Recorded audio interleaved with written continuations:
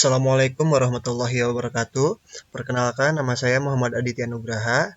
Di sini saya akan mempresentasikan terkait mini project saya yang berjudul Sistem Pendukung Keputusan Penentuan Bulan dengan Kinerja Keuangan Terbaik Menggunakan Metode SAW untuk studi kasus Marhaban Parfum.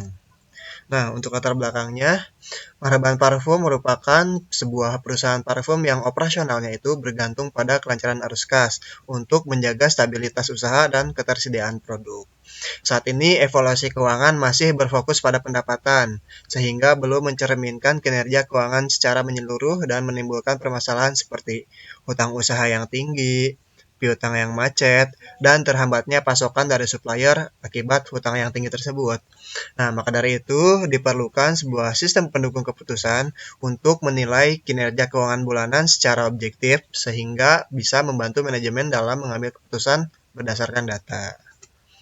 Nah, untuk rumusan masalahnya yaitu yang pertama, bagaimana sih menilai kinerja keuangan bulanan Marhaban Parfum secara objektif berdasarkan indikator keuangan yang relevan?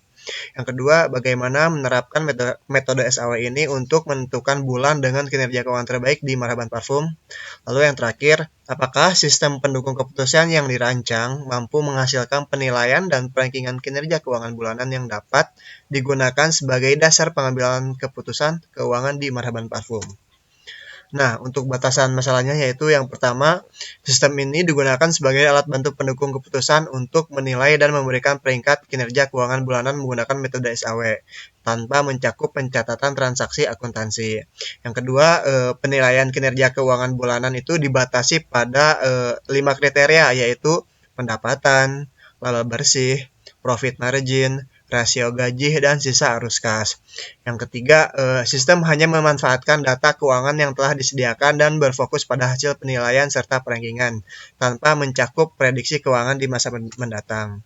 Dan yang terakhir, pemulihan kata sandi untuk super admin dilakukan secara manual melalui developer, karena sistem tidak terintegrasi dengan layanan pihak ketiga seperti akun Google dan OTP. Nah, untuk tujuannya yaitu yang pertama, mengetahui tingkat kinerja keuangan bulanan Marhaban Parfum secara objektif berdasarkan indikator keuangan yang relevan. Yang kedua, merancang sistem pendukung keputusan metode SAW untuk menentukan bulan dengan kinerja keuangan terbaik di Marhaban Parfum. Dan yang terakhir, mengetahui sejauh mana hasil penilaian dan perankingan kinerja keuangan bulanan dapat membantu manajemen Marhaban Parfum dalam pengambilan keputusan keuangan berbasis data. Nah, untuk rancangan proyek sendiri di sini ada super admin dan admin untuk aktornya. Mungkin sebelum saya menjelaskan terkait use case ini, saya akan menjelaskan terlebih dahulu struktur jabatan yang ada di Marhaban Parfum. Jadi untuk struktur jabatannya itu ada kepala toko. Nah, di bawahnya kepala toko itu langsung admin keuangan. Terus ada di bawahnya kepala toko ada tim sales juga, ada tim gudang. Jadi di sini tidak ada supervisor. Makanya untuk usernya sendiri super admin sebagai kepala toko dan admin keuangan itu si bagian keuangan.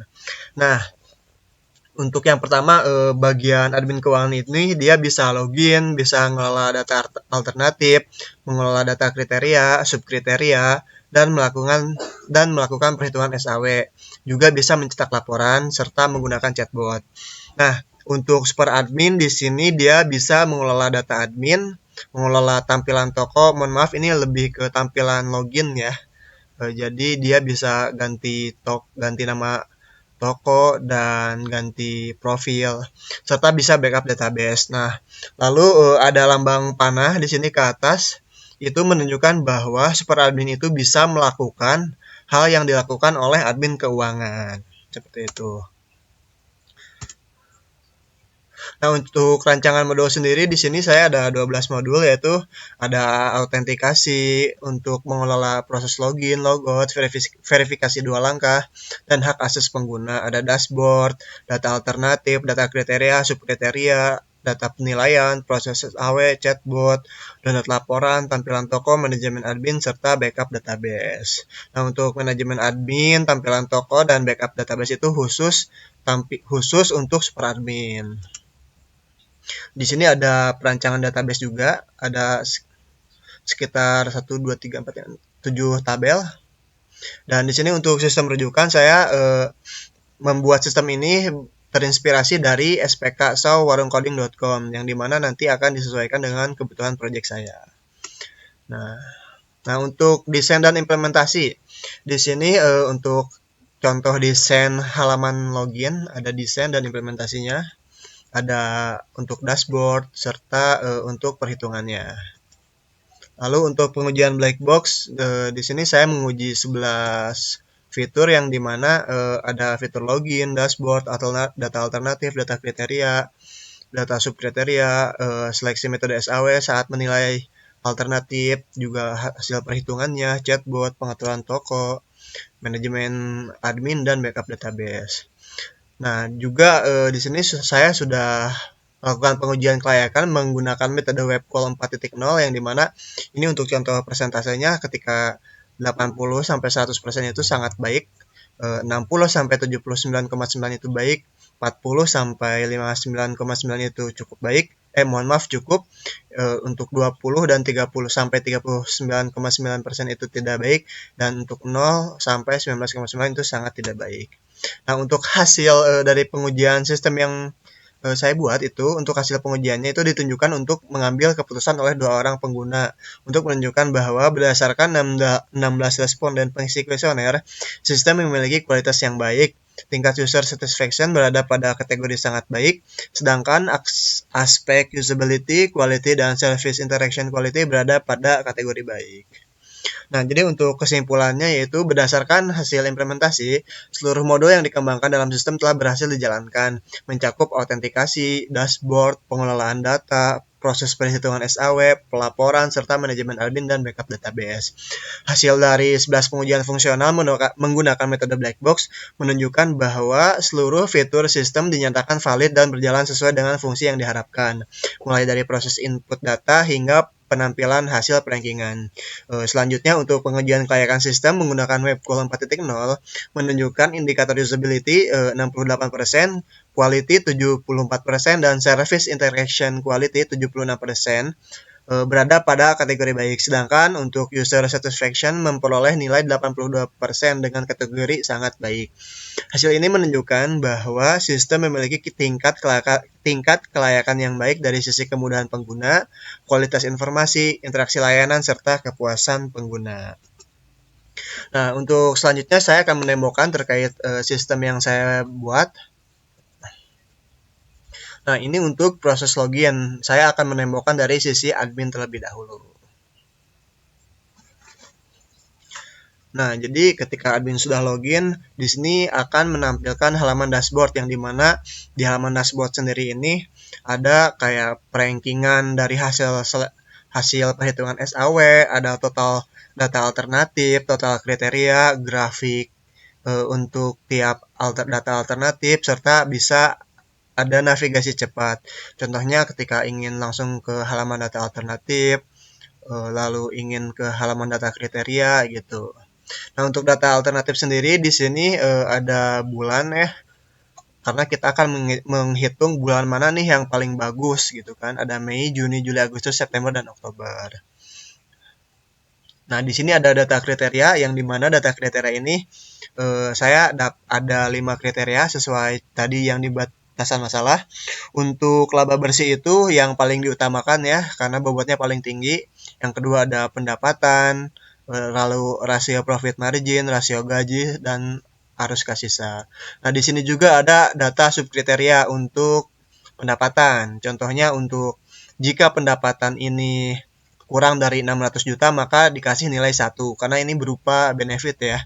Nah, jika 600 sampai 800 juta itu nilainya 2, 800 juta sampai 1 M itu nilainya 3, 1 M sampai 1,3 M itu 4, dan jika di atas 1,3 M itu nilainya baik, paling banyak, paling gede yaitu 5. Ini juga bisa diedit sebenarnya dan bisa ditambah keterangan jika nanti suatu saat mau nandain nih ini kenapa seperti ini gitu. Bisa direset, bisa ditambah juga.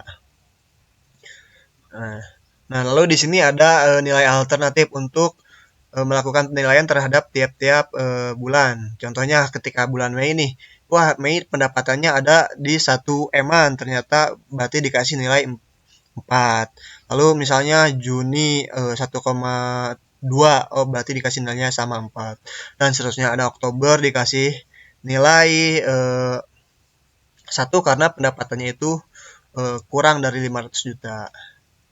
Lalu di sini ada, oh iya, di sini ada untuk hasil perhitungan. Yang dimana untuk hasil perhitungannya ini ketika kita sudah ngasih nilai tiap alternatif, kita bisa melakukan perhitungan yang dimana ini untuk matriks awalnya ketika sebelum dinormalisasi, ini ketika sudah dinormalisasi, dan ini ketika sudah dikalikan dengan nilai yang terbobot. Jadi untuk hasil peringkingannya di sini ada September yang paling bagus. Kenapa September bisa paling bagus? Di sini kita bisa menganalisis nih. Oh, ternyata dia unggul di 3 kriteria seperti laba bersih, rasio profit margin, serta rasio gaji. Meskipun arus kas sisanya itu sangat lemah ya. Nah, di sini juga ada Mei kenapa dia bisa sangat unggul. Ternyata dia unggul di pendapatan sama arus kas sisa. Terus dan seterusnya. Nah, di sini ada hal yang menarik. Nah, di sini saya menampilkan ada 5 top 5 bulan dengan eh, paling bagus tiap kriteria. Contohnya seperti Agustus dia paling bagus untuk pendapatan, laba bersih untuk Oktober, rasio profit margin untuk Juli, rasio gaji juga untuk Oktober, serta arus kas sisa untuk bulan Mei. Nah, di sini ada yang menarik. Kenapa Oktober ini kan Oktober masuk top ini ya, top kriteria yang paling bagus ada 2. Tapi kenapa di sini dia nomor 5? Nah, sebenarnya kita lihat, oh ternyata dia unggul di laba bersih dan rasio gaji, tapi pendapatannya itu lemah serta rasio profit marginnya itu eh, normal lah gitu, gak ada yang diunggulin. Nah, ini kan nilainya sama ya, Oktober itu kayak laba bersihnya itu sangat unggul, sama rasio gajinya sangat unggul. Sama kayak September, tapi kenapa yang ditonjolin ini contohnya laba bersih Oktober bukan September? Karena untuk codingan backend saya itu menggunakan ascending. Jadi ascending itu kan dia menghitungnya dari A sampai Z.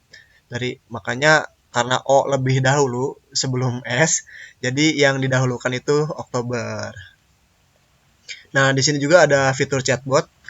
Takutnya nanti user ada kebingungan gitu kan. Nah, untuk chatbot sendiri di sini hanya bisa membalas terkait topik SPK dan SAW saja. Kalau Topsis dia gak akan ngejawab karena dia udah saya setting hanya menjawab SAW sesuai dengan sistem ini. Oh, ternyata Topsis juga bisa ya. Topsis karena Topsis itu berkaitan dengan SPK, jadi bisa seperti itu. Kalau Agam dia gak akan bisa. Nah, di sini juga ada fitur-fitur non fungsional, bukan ya, non fungsional. Bisa ganti profil, ganti icon bot, reset tampilan default, mau diganti takutnya mau menghapus profil dan bisa hapus riwayat juga. Nah, ini dari segi admin. Nah, untuk super admin sebenarnya gak jauh beda, cuman super admin di sini ada seperti mereka tambahan gitu. Ada manajemen admin. Nah, di sini harus verifikasi 2 langkah. Jadi harus masukin password dulu buat jika super admin ingin nge-manage admin. Nah, kayak di sini dia pengen nambah admin ataupun ganti password admin bisa. Cuman kalau untuk update akun dia cuman bisa ganti password doang. Nah, untuk di sini juga ada fitur tersembunyi ya. Jadi ketika kita ngeklik logo 20 kali, di sini kita bisa mengganti password untuk mode rahasia, untuk verifikasi ini bisa diganti password. Begitupun dengan backup database. Backup database di sini kita bisa membackup database terbaru, misalnya ini untuk backup database terbaru jika kita ingin. Nah, kita bisa download yang terbaru database-nya. Untuk fitur chat sama sih seperti sebelumnya. Dia hanya bisa membahas terkait SPK. Nah, untuk fitur dashboard, data alternatif kriteria dan seleksi SAW ini dia bisa sesuai dengan admin tampilannya. Jadi seperti ini. Juga dia ada fitur tampilan toko. Nah, untuk tampilan toko di sini super admin bisa ganti nama, misalnya jadi Agam Store.